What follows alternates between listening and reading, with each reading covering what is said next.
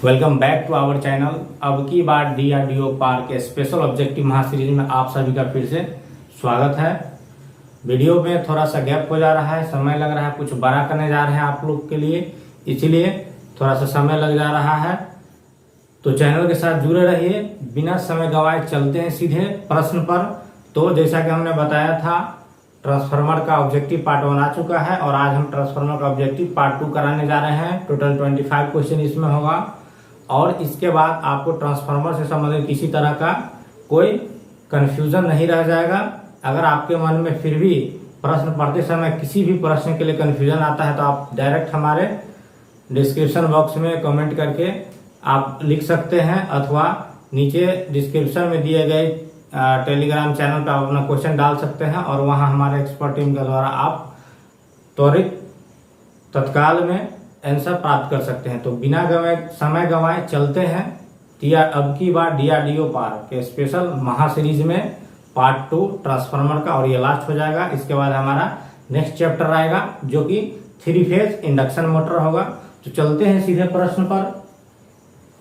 जैसा कि हम लोग 25 क्वेश्चन टोटल कर चुके हैं, 25 क्वेश्चन ट्रांसफार्मर से संबंधित कर चुके हैं। इसमें आपको इंपोर्टेंट क्वेश्चन कराया जा रहा है और प्रत्येक क्वेश्चन का जो ऑप्शन है, प्रत्येक ऑप्शन का एक्सप्लेनेशन किया जा रहा है। कहने का मतलब ये है कि अगर आप एक प्रश्न पढ़ते हैं तो यहाँ प्रत्येक ऑप्शन का एक्सप्लेनेशन करके 4 से 5 प्रश्नों के लिए आपको तैयार कराया जाता है।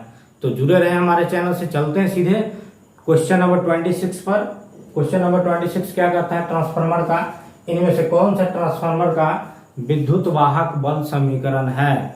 इसमें से कौन ट्रांसफार्मर का विद्युत वाहक बल समीकरण है?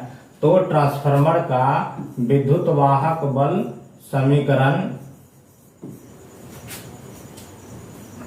ट्रांसफार्मर का विद्युत वाहक बल समीकरण बराबर होता है 4.44 into maximum flux into frequency into भी वॉल्यूम ऑफ कोर का आयतन। ठीक है, ये ट्रांसफार्मर का, यहाँ नंबर ऑफ टर्न भी हो सकता है, सॉरी नंबर ऑफ टर्न ही होगा। ठीक है, एज पर ऑप्शन, यहाँ ऑप्शन के अनुसार पहला ऑप्शन क्या दिया हुआ है? 4.44 मैक्सिमम फ्लक्स, यहाँ फ्लक्स एम होगा, frequency into number of turn.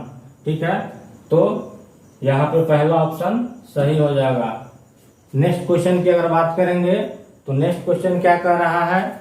Next question कह रहा है कौन सा ट्रांसफार्मर में वोल्टेज नियमन का सूत्र है? वोल्टेज नियमन हिंदी वर्ड है, इसको अंग्रेजी में हम लोग वोल्टेज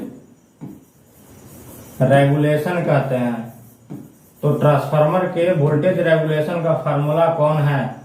तो ट्रांसफार्मर के वोल्टेज रेगुलेशन का फार्मूला होता है वोल्टेज रेगुलेशन बराबर नो लोड तो VNL लिखेंगे माइनस फुल लोड VFL बट्टा फिर हो जाएगा VFL फुल लोड इंटू 100।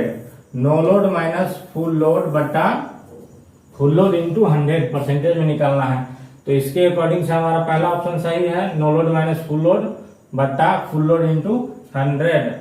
तो ऑप्शन नंबर फर्स्ट सही हो जाएगा, वोल्टेज रेगुलेशन का फार्मूला। ठीक है, नेक्स्ट क्वेश्चन की अगर बात करेंगे तो अपना नेक्स्ट क्वेश्चन कह रहा है कि ट्रांसफार्मर की रेटिंग क्या है? ट्रांसफार्मर की रेटिंग क्या है? तो ऑलरेडी हम बता चुके हैं कि कभी भी ट्रांसफार्मर का रेटिंग केवीए में होता है।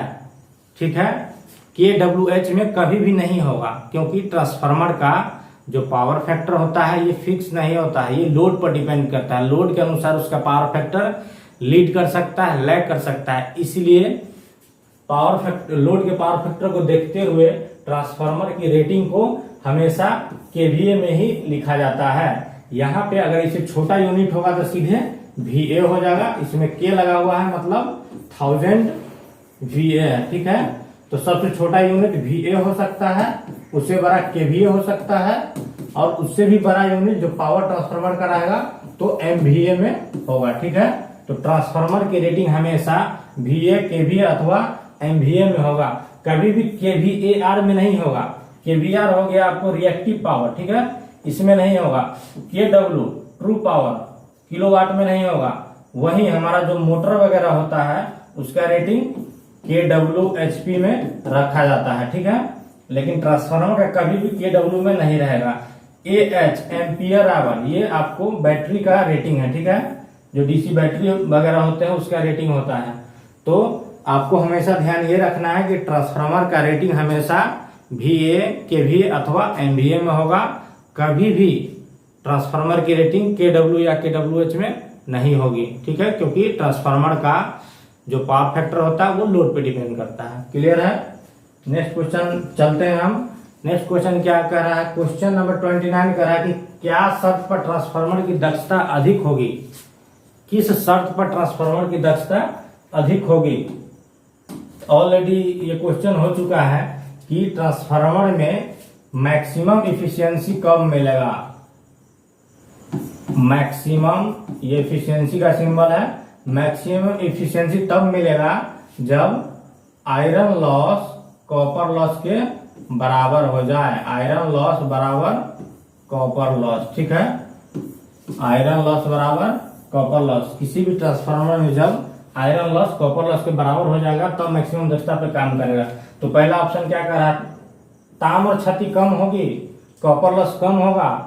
तो कभी भी कॉपर लॉस कम होगा तो मैक्सिमम दक्षता पे नहीं होगा। ताम्र क्षति लॉस क्षति के समान होगी, वही कह रहा है कि कॉपर लॉस आयरन लॉस के बराबर होगी, तो बात सही है, ठीक है। नेक्स्ट कह रहा है लॉस क्षति न्यूनतम होगी, ये भी गलत हो गया, यह संभव नहीं है। तो ऐसा कुछ नहीं है। आंसर क्या होगा, आयरन लॉस इसके बराबर होगा कॉपर लॉस के बराबर, या हिंदी में ताम्र क्षति लॉस क्षति के समान होगी, ठीक है। ये क्वेश्चन ऑलरेडी कराया जा चुका है। नेक्स्ट क्वेश्चन देखते हैं हम लोग। नेक्स्ट कह रहा है यदि 3 फेज डेल्टा ट्रांसफार्मर, यदि 3 फेज डेल्टा ट्रांसफार्मर की एक फेज कुंडल जल जाए तब वह प्रदान करेगा। कह रहा है डेल्टा, डेल्टा कनेक्शन क्या, तो थोड़ा सा समझते हैं फिर से आपको याद दिलाते हैं। ट्रांसफार्मर की जो वाइंडिंग का कनेक्शन है वो दो तरह से होता है, ठीक है। इसको स्टार बोलते हैं, इसको डेल्टा बोलते हैं। ये सिंबल है स्टार का, ये डेल्टा का। इसको हम बोल सकते हैं ये स्टार कनेक्शन हो गया, ये डेल्टा हो गया, ठीक है। तो स्टार में 3 फेज का कैसे होता है कनेक्शन, इस तरह से रहेगा। Winding number 1, winding number 2, winding number 3, ठीक है। सॉरी ये डेल्टा का है, ये जो है आपको डेल्टा का है। स्टार का इस तरह से होगा, ठीक है। ये स्टार हो गया। और यहाँ पे जो जंक्शन बनता है तीनों वाइंडिंग का, इसको न्यूट्रल पॉइंट कहते हैं, और 3 वाइंडिंग का RYB सीधा हो जाएगा, ठीक है। ये स्टार कनेक्शन। डेल्टा में क्या होगा, इस तरह से होगा, त्रिभुजाकार होगा, और एक यहाँ RY और ये B हो जाएगा, ठीक है।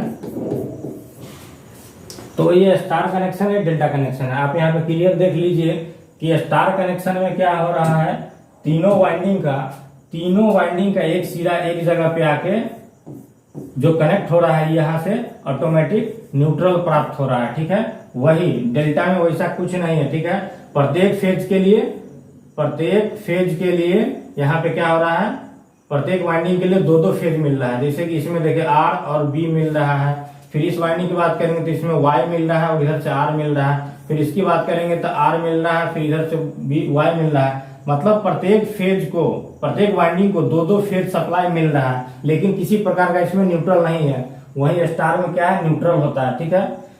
लेकिन ये कह क्या रहा है, यदि 3 फेज डेल्टा ट्रांसफार्मर का एक फेज कुंडल जल जाए, मतलब ये डेल्टा का बोल रहा है कि अगर एक क्वाइल जल गया, ठीक है, एक क्वाइल कह रहा है, इसका मान लीजिए ये जल गया, तब इसका जो पावर होगा कितना हो जाएगा।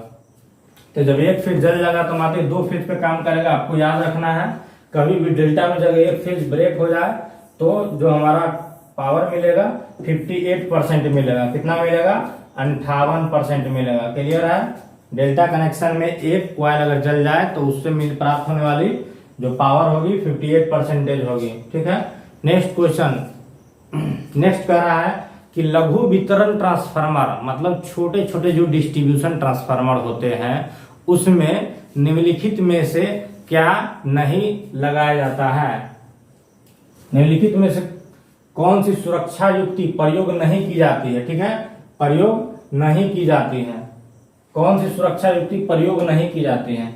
छोटा छोटा लघु वितरण ट्रांसफार्मर मतलब small distribution transformer, distribution transformer. तो हमने बताया था कि जो प्रोटेक्टिव डिवाइस होता है, सुरक्षात्मक युक्ति, ये छोटे छोटे डिवाइस में या छोटे छोटे ट्रांसफार्मर में नहीं लगा होता है, क्योंकि छोटा ट्रांसफार्मर नेचुरल कूलिंग होता है, ठीक है, वो अपने आप ठंडा होता रहता है और उसका रेटिंग मतलब कैपेसिटी क्षमता कम होती है, इसलिए वो ऑटोमेटिक वर्किंग मोड में रहता है, उसमें किसी तरह का अलग से डिवाइस नहीं लगाते हैं। लेकिन वहीं अगर पावर ट्रांसफार्मर की बात करेंगे, बड़े बड़े ट्रांसफार्मर की बात करेंगे, तो चूंकि वो कीमती होता है, इसलिए उसका ध्यान रखने के लिए उसमें कई तरह के प्रोटेक्टिव इक्विपमेंट लगाए जाते हैं, सुरक्षात्मक युक्ति लगाए जाते हैं, ठीक है। जैसे हमने बताया था बकोल रिले, ठीक है, उसके बाद आता है आपको PRV, प्रेशर रिलीज वाल्व, ठीक है, उसके बाद आता है आपको ओवरलोड से सुरक्षा प्रदान करने वाला, ठीक है। तो पहला ऑप्शन क्या कह रहा है, अधिक धारा सुरक्षा, मतलब ओवरलोडिंग से प्रोटेक्शन देने के लिए जो डिवाइस लगाएंगे, बकोल रिले, प्रेशर रिलीज वाल्व, इनमें से सभी। तो ये सब जो है लघु वितरण ट्रांसफार्मर में नहीं लगा होता है, बड़े बड़े पावर ट्रांसफार्मर में लगे होते हैं, ठीक है। नेक्स्ट क्वेश्चन की बात करेंगे। नेक्स्ट क्या कर रहा है, करंट ट्रांसफार्मर के प्राइमरी सर्किट में जब करंट प्रवाहित हो रही है तब सेकेंडरी परिपथ को क्या करते हैं। ऑलरेडी ये क्वेश्चन पढ़ाया जा चुका है, ट्रांसफार्मर CTPT का ऑलरेडी कनेक्शन आपको बताया जा चुका है कि जो CT का प्राइमरी वाइंडिंग होता है उसमें 1 या 2 टर्न होता है और सेकेंडरी वाइंडिंग में बहुत अधिक टर्न होता है। और जब इसमें सप्लाई देते हैं प्राइमरी को, तो सेकेंडरी को हमेशा एक मोटा तार से क्या रखना है, शॉर्ट रख करके रखना है, क्लियर है। सेकेंडरी वाइंडिंग को हमेशा शॉर्ट करके रखते हैं या एमीटर लगा के रखते हैं, ठीक है। तो यहाँ पे क्या आंसर हो जाएगा, खुला नहीं रखा जाता है, लघु परिपथ नहीं रखा जाता है, न तो खुला और न ही लघु पथ, ऐसा कोई शर्त नहीं। तो यहाँ पे क्या आंसर हो जाएगा कि खुला नहीं रखा जाता है, ठीक है। जब भी CT के प्राइमरी में करंट देंगे तो सेकेंडरी को हमेशा मोटा तार से शॉर्ट कर देते हैं, ठीक है। शॉर्ट अगर नहीं करेंगे तो इसका इंसुलेशन डैमेज हो सकता है, छूने वाले व्यक्ति को हैवी झटका लग सकता है, क्लियर है। नेक्स्ट क्वेश्चन की बात करेंगे सीधे। क्वेश्चन नंबर 33 क्या कर रहा है कि निम्नलिखित में सबसे छोटा ट्रांसफार्मर कौन है, निम्नलिखित में सबसे छोटा ट्रांसफार्मर कौन है। तो आप देखिए कि इसका जो रेटिंग है, सबका रेटिंग 2 kVA दिया हुआ है, मतलब जो भी ट्रांसफार्मर यहाँ 4 दिखाया गया सबका रेटिंग कितना है, 2 kVA, लेकिन फ्रिक्वेंसी अलग अलग है, 50 है, 500 है, 700 है, 200 है। तो आपको ध्यान ये रखना है कि जितना छोटा ट्रांसफार्मर होगा उसका फ्रीक्वेंसी उतना ही अधिक होगा, ठीक है। छोटा साइज जो होगा ट्रांसफार्मर का, जो साइज होता है, ट्रांसफार्मर का जो साइज होता है वो सीधे समानुपाती होता है किसका, फ्रीक्वेंसी का, ठीक है।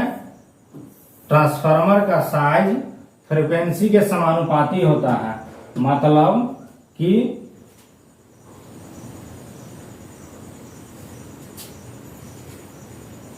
सॉरी यहाँ पे क्या होगा, 1/, फ्रीक्वेंसी होगा, ठीक है। ट्रांसफार्मर का जो साइज है फ्रीक्वेंसी के उल्टा चलता है, ठीक है। 1/, फ्रीक्वेंसी, 1/फ्रीक्वेंसी। ट्रांसफार्मर का साइज फ्रीक्वेंसी के व्युत्क्रमानुपाती होता है, इन्वर्सली प्रोपोर्शनल, मतलब ट्रांसफार्मर का साइज क्या होगा, बढ़ेगा तो फ्रीक्वेंसी घटेगा, साइज बढ़ेगा, साइज को बढ़ाएंगे तो आवृत्ति क्या होगा, घटेगा, आवृत्ति घटेगा। तो जितना छोटा ट्रांसफार्मर होगा उसका उच्च फ्रीक्वेंसी होगा, उच्च आवृत्ति होगा, ठीक है। आपको ध्यान यही रखना है, जितना छोटा ट्रांसफार्मर होगा उसका अधिक क्या हो जाएगा, फ्रीक्वेंसी हो जाएगा, क्योंकि ट्रांसफार्मर का साइज फ्रीक्वेंसी के व्युत्क्रमानुपाती होता है। तो यहाँ पे ऑप्शन कौन सा सही हो जाएगा? रेटिंग तो ठीक है, यहाँ पे क्या हो जाएगा? सबसे अधिक 700 हर्ट्ज है, तो सबसे छोटा ट्रांसफार्मर यही हो जाएगा। ठीक है। नेक्स्ट क्वेश्चन की अगर बात करेंगे तो नेक्स्ट क्वेश्चन कह रहा है कि वास्तव में बूस्टर क्या है? वास्तव में बूस्टर एक है। पहला ऑप्शन है ट्रांसफार्मर, दूसरा है स्टार्टर, तीसरा है सिंक्रोनस मोटर तुल्यकालिक मोटर, चौथा है संधारित्र कैपेसिटर। ठीक है। वास्तव में बूस्टर क्या है? तो पहले हम समझते हैं कि बूस्टर क्या होता है। तो जो लॉन्ग ट्रांसमिशन लाइन होता है, ठीक है, लॉन्ग ट्रांसमिशन लाइन,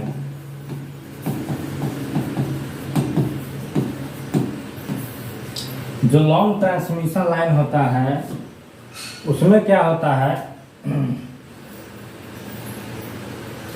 स्टार्टिंग सिरा हो गया और ये एंड सिरा हो गया। तो जो बहुत लंबी दूरी तक पावर जब भेजा जाता है, तो जितना पावर हम स्टार्टिंग सिरा में दे रहे हैं, जितना पावर स्टार्टिंग में दे रहे हैं, वो एंडिंग पॉइंट पर जाते जाते धीरे धीरे पावर की मात्रा कुछ कम हो जाता है। समझ में आ रहा है?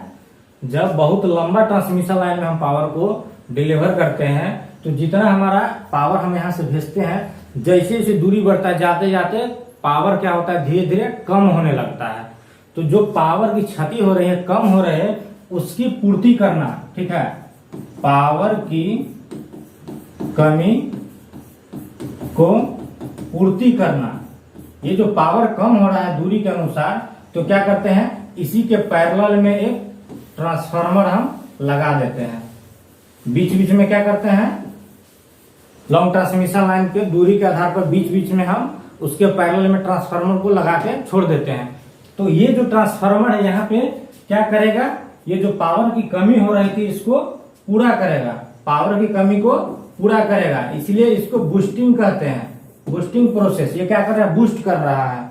और यहाँ पर इस ट्रांसफार्मर को बूस्टर ट्रांसफार्मर कहते हैं। ठीक है, क्या कहते हैं? बूस्टर ट्रांसफार्मर कहते हैं। तो यहाँ पे आंसर क्या हो जाएगा? वास्तव में बूस्टर क्या है? ट्रांसफार्मर। लेकिन चूंकि हम लोग ट्रांसफार्मर चैप्टर पढ़ रहे हैं, इसलिए यहाँ पे ट्रांसफार्मर सही है, ऑप्शन ट्रांसफार्मर सही है। ऐसा नहीं है कि सिंक्रोनस मोटर नहीं होता है, ये भी होता है। ठीक है, सिंक्रोनस मोटर को भी हम बूस्टर की तरह यूज करते हैं।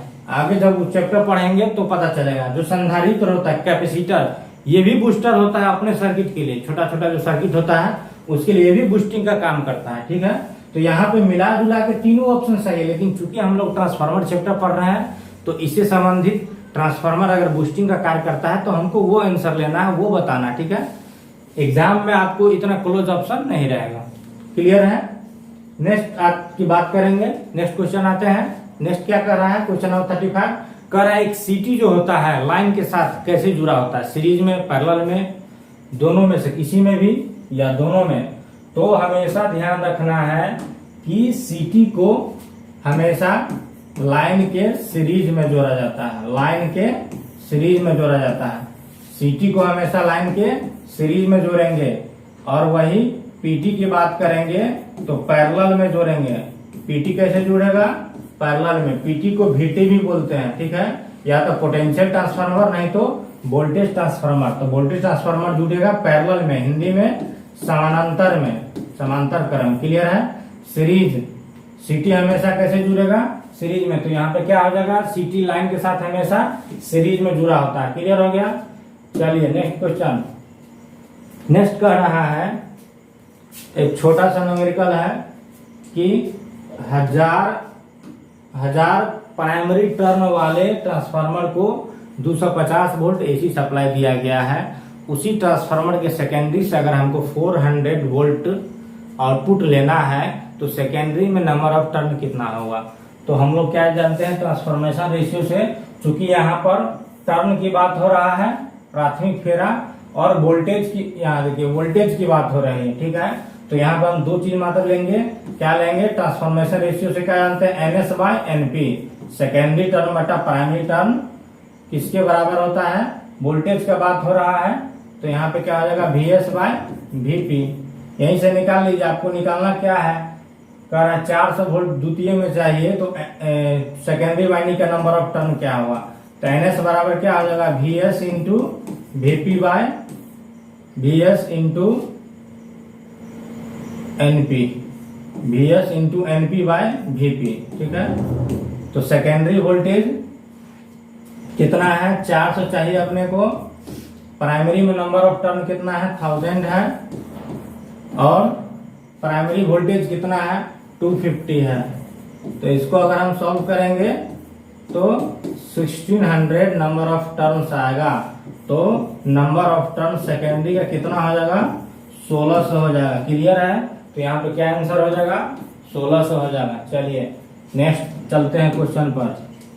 नेक्स्ट क्वेश्चन क्या कर रहा है, क्वेश्चन नंबर 37 कर रहा है कि ट्रांसफार्मर में लीकेज फ्लक्स का मान निर्भर करता है।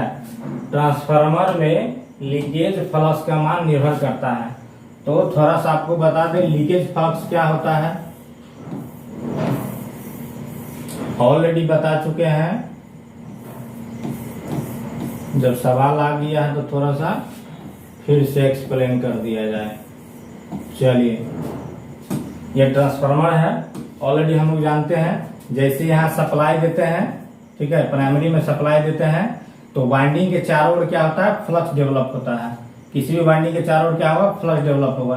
तो यहाँ पे जो फ्लक्स डेवलप हो रहा है, ये फ्लक्स ऐसे चलता है। फ्लक्स डेवलप हुआ तो फ्लक्स को चलने के लिए कोर डाला हुआ है, तो कोर से होके फिर सेकेंडरी में आ जाएगा। जैसे सेकेंडरी में फ्लक्स आएगा तो यहाँ भी इस कॉइल में कुछ फ्लक्स डेवलप होगा। क्लियर है, तो क्या हो रहा है कि जो सप्लाई के अंदर फ्लक्स डेवलप हुआ, तो जो कोर के अंदर से चला गया वो तो इंडक्शन के थ्रू सेकेंडरी वाइंडिंग से आउटपुट दे दिया, सेकेंडरी से आउटपुट दे दिया। लेकिन कुछ फ्लक्स जो इधर हवा में घूम रहा है, ये क्या हो रहा है, इसका कोई यूज नहीं हो रहा है। ये केवल मैग्नेट को स्ट्रॉन्ग कर रहा है, इंडक्शन प्रोसेस को स्ट्रॉन्ग कर रहा है, लेकिन ये फ्लक्स हवा में दौड़ रहा है। तो ये यहाँ पे क्या हो जाएगा, यही है लीकेज फ्लक्स। क्या है, लीकेज फ्लक्स। जो फ्लक्स ट्रांसफार्मर के कोर में नहीं बह पाता है, कोर के बाहर आके अपना पथ तैयार करता है, इस तरह से चलता है। ठीक है, तो ये कोर के बाहर हो गया, तो ये क्या है, लीकेज फ्लक्स। तो यहाँ पे कर रहा है किसी भी ट्रांसफार्मर में जो लीकेज फ्लक्स है वो क्या चीज पर डिपेंड करता है, आवृत्ति पर, मुक्त फ्लक्स पर, लोड धारा पर, इनमें से सभी पर। तो जो लीकेज फ्लक्स होता है, हमेशा ध्यान रखना है, लीकेज फ्लक्स हमेशा वोल्टेज, आवृत्ति, पावर फैक्टर, इससे मुक्त होता है, इस सबसे मुक्त होता है। इस सबसे कोई मतलब नहीं है, वोल्टेज से कोई मतलब नहीं है, फ्रीक्वेंसी आपको कितना है उससे कोई मतलब नहीं है, पावर फैक्टर से कोई मतलब नहीं है। ये लीकेज फ्लक्स डिपेंड करता है ओनली क्या चीज पर, लोड धारा पर। आप जितना लोड में करंट बढ़ाइएगा, मतलब लोड जितना आप हैवी डालिएगा उतना क्या होगा, यहाँ से करंट बढ़ेगा, करंट का मान हैवी, जितना लोड बढ़ाएंगे उतना करंट क्या होगा, बढ़ेगा। जब करंट बढ़ेगा तो फ्लक्स की मात्रा बढ़ेगा, जब फ्लक्स की मात्रा यहाँ बढ़ेगा कोर में, तो लीकेज फ्लक्स का मान भी बढ़ेगा, क्योंकि इधर तभी मैक्सिमम फ्लक्स जाएगा जब यहाँ डेवलप होगा, और यहाँ अगर उत्पन्न हो रहा है फ्लक्स तो इधर अधिक जा रहा है, तो उतना ही समानुपातिक क्या होगा, लीकेज भी होगा। तो ट्रांसफार्मर में होने वाला लीकेज फ्लक्स हमेशा निर्भर करता है करंट पर, ठीक है, या लोड पर डिपेंड करता है। दोनों में से कुछ भी बोल सकते हैं, लोड करंट पर डिपेंड करता है। क्लियर हो गया। चलिए नेक्स्ट क्वेश्चन की बात करेंगे। क्वेश्चन नेक्स्ट कर रहा है कि बैरी टाइप के ट्रांसफार्मर में चुंबकीय पथ की संख्या कितना होता है। तो ऑलरेडी बता चुके हैं, कोर टाइप में चुंबकीय पथ की संख्या 1 होता है, सेल टाइप में 2 होता है, और बैरी टाइप में 2 या 2 से अधिक 8 तक होता है। तो यहाँ पे ऑप्शन क्या है, 1, 2, 3 अनेक, तो अनेक हो जाएगा। क्लियर है। नेक्स्ट क्वेश्चन की बात करते हैं। नेक्स्ट कह रहा है कि किसी ट्रांसफार्मर में ब्रीदर का कार्य क्या है। किसी ट्रांसफार्मर में ब्रीदर का कार्य क्या है। तो बहुत ही आसान सवाल है, ऑलरेडी बता चुके हैं आपको कि कोई भी ट्रांसफार्मर में मेन टैंक के ऊपर एक कंजर्वेटर टैंक लगा होता है। ठीक है, मेन टैंक के ऊपर कंजर्वेटर टैंक लगा होता है, और कंजर्वेटर टैंक से ब्रीदर जुड़ा होता है। ये क्या है, ब्रीदर है। ब्रीदर के निचला भाग में तेल भरा होता है और इसमें छोटा छोटा सिलिका जेल भरा होता है। तो कह रहा है कि इस ब्रीदर जो लगा हुआ है इसका काम क्या है, ब्रीदर का काम क्या है? तो ब्रीदर का काम है ब्रीद करना, मतलब सांस लेना। सांस लेने का मतलब हवा लेना और हवा छोड़ना, ठीक है। तो ट्रांसफार्मर जब वर्किंग मोड में होता है तो ये भी ब्रीदिंग का काम करता है। इसके वाइंडिंग को हवा चाहिए, इसके वाइंडिंग में ठंडा ठंडा हवा चाहिए इसको ठंडा रखने के लिए, ठीक है। तो यहाँ से क्या होगा, ठंडा हवा वायुमंडल से कंजर्वेटर में आएगा, कंजर्वेटर से मेन टैंक में आएगा और फिर मेन टैंक में ठंडा हवा प्रवेश किया, फिर अगला क्षण में क्या होगा, इसके अंदर जो गर्म हवा है वो फिर इस रास्ता से बाहर निकलेगा। इसी प्रोसेस को ब्रीदिंग कहते हैं, ठीक है, मतलब सांस लेना, जस्ट लाइक हम लोग की तरह, ठीक है।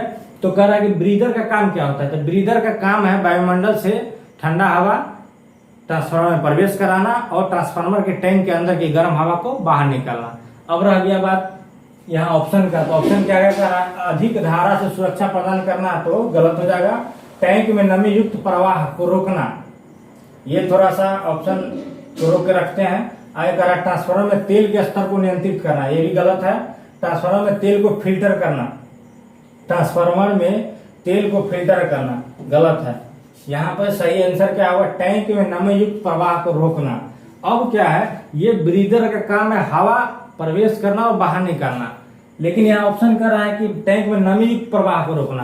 तो चूंकि बरसात के मौसम में वायुमंडल से ठंडा हवा जब कंजर्वेटर में प्रवेश करता है तो हवा के साथ साथ उसमें कुछ नमी का मात्रा भी चला जाता है, तो ये नमी को अरेस्ट करता है, ठीक है। नमी को अरेस्ट कौन करता है, ब्रीदर के अंदर जो सिलिका जेल भरा होता है इसका काम है नमी को अरेस्ट करना और शुष्क हवा अंदर देना। तो कौन सा ऑप्शन सही हो जाएगा, टैंक में नमी युक्त प्रवाह को रोकना। क्लियर है। नेक्स्ट क्वेश्चन की बात करेंगे, तो नेक्स्ट क्वेश्चन कर रहा है कि क्लिप ऑन मीटर में कौन सा ट्रांसफार्मर उपयोग में लिया जाता है। तो ऑलरेडी हम बता चुके हैं कि जो सीटी होता है करंट ट्रांसफार्मर, उस पर आधारित सीटी पर आधारित ही मीटर का नाम है क्लिप ऑन मीटर, ठीक है। तो क्लिप ऑन मीटर में क्या रहेगा, सीटी रहेगा, जिससे किसी भी वायर में बहने वाली करंट को हम वायरलेस तरीका से प्राप्त करते हैं, कितना करंट फ्लो हो रहा है, ठीक है। तो क्या हो जाएगा, करंट ट्रांसफार्मर सही आंसर हो जाएगा। नेक्स्ट क्वेश्चन की बात करेंगे, अधिकतम दक्षता के दौरान किसी ट्रांसफार्मर का कॉपर लॉस 1000 वाट है तो आयरन लॉस क्या होगा। तो ऑलरेडी हम जानते हैं अधिकतम दक्षता में क्या होता है, कॉपर लॉस आयरन लॉस के बराबर हो जाता है। तो जब कॉपर लॉस 1000 वाट है तो आयरन लॉस भी कितना हो जाएगा, 1000 वाट हो जाएगा। क्लियर है, 1000 वाट इसका आंसर हो जाएगा। नेक्स्ट क्वेश्चन की बात करेंगे, नेक्स्ट कह रहा है कि ट्रांसफार्मर में ताप मापने के लिए क्या लगाया जाता है। तो टेम्परेचर मापने के लिए टेम्परेचर गेज लगा होता है, जिसको हिंदी में ताप गेज कहते हैं या तापमापी भी कहते हैं, ठीक है। नेक्स्ट क्वेश्चन नेक्स्ट है, कह रहा है किसी प्रकार के संयोजन में न्यूट्रल पॉइंट की जरूरत नहीं होती है। किस प्रकार के संयोजन में न्यूट्रल पॉइंट की जरूरत नहीं होती है। तो ऑलरेडी हम स्टार डेल्टा बता चुके हैं। डेल्टा में क्या होता है, किसी भी न्यूट्रल की आवश्यकता नहीं होता है, ठीक है। ये डेल्टा कनेक्शन है, 3 फेज के लिए तीनों वाइंडिंग है और प्रत्येक वाइंडिंग में 2-2 फेज कनेक्ट होता है, इसमें किसी तरह का न्यूट्रल नहीं चाहिए। तो कौन सा कनेक्शन हो जाएगा, डेल्टा कनेक्शन हो जाएगा। क्लियर है। चलिए नेक्स्ट क्वेश्चन कह रहा है पावर ट्रांसफार्मर को ठंडा करने के लिए कौन सी विधि है। पावर ट्रांसफार्मर को ठंडा करने के लिए कौन सी विधि है, प्राकृतिक हवा कूलिंग, मतलब नेचुरल ऑयल कूलिंग। तो नेचुरल ऑयल कूलिंग छोटा छोटा ट्रांसफार्मर में होता है, ठीक है। और ये पावर ट्रांसफार्मर की बात हो रहा है। अगला कह रहा है एयर ब्लास्ट कूलिंग और तेल कूलिंग और उपरोक्त में से कोई नहीं, ठीक है। तो यहाँ पे तेल कूलिंग होगा, ठीक है। जो पावर ट्रांसफार्मर होता है ऑयल कूलिंग होता है। एयर ब्लास्ट कूलिंग की अगर बात करेंगे, एयर ब्लास्ट कूलिंग भी होता है पावर ट्रांसफार्मर पे, लेकिन यहाँ पे पावर ट्रांसफार्मर को ठंडा करने के लिए ऑयल कूलिंग सटीक आंसर होगा, ठीक है। अगर ये ऑप्शन में नहीं रहता तो हम एयर ब्लास्ट कूलिंग मार सकते हैं। क्लियर है, दोनों दिया हुआ है तो यहाँ पे ऑयल कूलिंग आपको मानना चाहिए। चलिए नेक्स्ट क्वेश्चन की बात करेंगे। नेक्स्ट क्वेश्चन क्या कहता है, ट्रांसफार्मर की दक्षता अधिकतम कब होगी। ये तो क्वेश्चन ऑलरेडी हो चुका है। आयरन लॉस कॉपर लॉस के बराबर होना चाहिए। तो कौन सा ऑप्शन हो जाएगा सही, तांबा हानि बराबर लौह हानि। चलिए नेक्स्ट क्वेश्चन बात करेंगे, क्वेश्चन नंबर 47। क्वेश्चन नंबर 47 एक ट्रांसफार्मर में एक चुंबकीय फ्लक्स प्रवाह का मार्ग कैसा होना चाहिए। एक ट्रांसफार्मर में चुंबकीय फ्लक्स के मार्ग प्रवाह का मार्ग कैसा होना चाहिए। जो फ्लक्स का रास्ता होता है, उच्च रेजिस्टेंस, उच्च प्रतिघात, निम्न प्रतिरोध, निम्न प्रतिघात। तो चूंकि फ्लक्स चलता है और फ्लक्स आसानी से तभी चलेगा जब निम्न प्रतिघात होगा, मतलब लो इंडक्टेंस। इंडक्टेंस क्या होता है, किसी भी कॉइल में करंट की मात्रा में जो परिवर्तन होता है किसी भी कॉइल में बहने वाली करंट की मात्रा में परिवर्तन जो करने की कोशिश करता है उसको क्या कहते हैं, इंडक्टेंस कहते हैं। तो जितना अधिक इंडक्टेंस होगा उतना करंट के रास्ता में क्या होगा, करंट के नंबर मान में दिक्कत होगा चेंज करने में, ठीक है, या करंट के रास्ते में उतना ही बाधा पहुंचेगा। तो इसमें इंडक्टेंस का मान क्या होना चाहिए, कम होना चाहिए, तभी फ्लक्स आसानी से चलेगा। तो क्या हो जाएगा, लो इंडक्टेंस हो जाएगा आंसर, निम्न प्रतिघात, ठीक है। नेक्स्ट क्वेश्चन, नेक्स्ट कर रहा है कि एक ट्रांसफार्मर में टैपिंग आमतौर पर प्रदान किया जाता है। तो किसी भी ट्रांसफार्मर में जो टैपिंग होता है हाई वोल्टेज साइड होता है, ये आपको ध्यान रखना है, ठीक है। किसी भी ट्रांसफार्मर में टैपिंग हाई वोल्टेज साइड होगा। ट्रांसफार्मर में दो वाइंडिंग होता है, हाई वोल्टेज और लो वोल्टेज। तो टैपिंग्स की बात कर रहा है, तो ट्रांसफार्मर में टैपिंग कभी भी, पहला ऑप्शन क्या है, प्राथमिक साइड, सेकेंडरी साइड, कम वोल्टेज साइड, उच्च वोल्टेज साइड। तो ट्रांसफार्मर में टैपिंग कभी भी हाई वोल्टेज की तरफ होगा, ठीक है, हाई वोल्टेज की तरफ होगा। या बड़े बड़े पावर ट्रांसफार्मर में टैप चेंजर लगा होता है, ठीक है। आता है परीक्षा में कि टैप चेंजर कहाँ लगा होता है, तो कभी भी टैप चेंजर कहाँ रहेगा, हाई वोल्टेज में रहेगा, हाई वोल्टेज वाइंडिंग में टैप चेंजर रहेगा। टैप चेंजर के द्वारा ट्रांसफार्मर के वोल्टेज को नियंत्रित करते हैं, कम अथवा अधिक कर सकते हैं उसको घुमा के, ठीक है। चलिए नेक्स्ट क्वेश्चन, क्वेश्चन नंबर 49 कह रहा है कि ट्रांसफार्मर के लैमिनेशन द्वारा उत्पादित यांत्रिक कंपन की डिग्री किस पर निर्भर करती है। यांत्रिक कंपन, मैकेनिकल कंपन, ट्रांसफार्मर के अंदर से एक आवाज आता है, हमिंग की साउंड। कौन सा साउंड आता है, हमिंग की साउंड। तो इसका जो कोर होता है, कोर के बीच जब गैप बनेगा किसी कारण, धीरे धीरे जब पुराना हो जाता है, लेमिनेशन कमजोर होता है, तो ट्रांसफार्मर के कोर के बीच जब गैप होगा, गैप बढ़ेगा, तो ट्रांसफार्मर से एक साउंड आने लगेगा जिसको हमिंग साउंड कहते हैं। कौन सा साउंड कहते हैं, हमिंग साउंड कहते हैं। तो ये हमिंग साउंड ट्रांसफार्मर के कोर से आता है। तो वही कोर जो है क्या होता है, कंपन होने लगता है, गैप होने के कारण कोर क्या करता है, वाइब्रेट करने लगता है, कंपन करने लगता है, वहीं से आवाज उत्पन्न होता है, जिसको हमिंग साउंड कहते हैं। तो वही कह रहा है कि यांत्रिक कंपन जो उत्पन्न होता है ये क्या चीज पर डिपेंड करता है, लेमिनेशन का गेज, लेमिनेशन का आकार, क्लैंप की जकड़न, उपरोक्त सभी। तो यहाँ पे क्या हो जाएगा, सभी। लेमिनेशन की आकार मतलब कोर का लेमिनेशन आप कितना मोटाई का किए हैं, गेज किस गेज से किए, किस आकार से किए, क्लैंप की जकड़न, कोर को जो बांध के रखे हुआ है वो कितना मजबूती से बांधा हुआ है। तो ये चारों ऑप्शन, तीनों ऑप्शन सटीक है। तो यहाँ पे उपरोक्त में से ऑल हो जाएगा, ठीक है, सभी पे डिपेंड करता है। क्वेश्चन नंबर 50 और लास्ट। तो क्वेश्चन नंबर 50 क्या कर रहा है कि ट्रांसफार्मर द्वारा लिया गया no load current full load current का कितना % होता है। ट्रांसफार्मर में no load current full load current का हमेशा 2 से 5% होता है। ऑलरेडी हम बता चुके हैं नो लोड करंट का मान कितना होगा, 2 से 5% होगा। ट्रांसफार्मर का no load current, full load current का, फुल लोड का 2 से 5% होगा। कहीं कहीं ऑप्शन में 3 से 5 भी दे देता है, ठीक है। तो ट्रांसफार्मर का जो नो लोड करंट होता है, फुल लोड करंट का 3 से 5% होता है। मिलते हैं फिर नेक्स्ट वीडियो में नए चैप्टर के साथ, नए जानकारी के साथ। तब तक के लिए गुड बाय।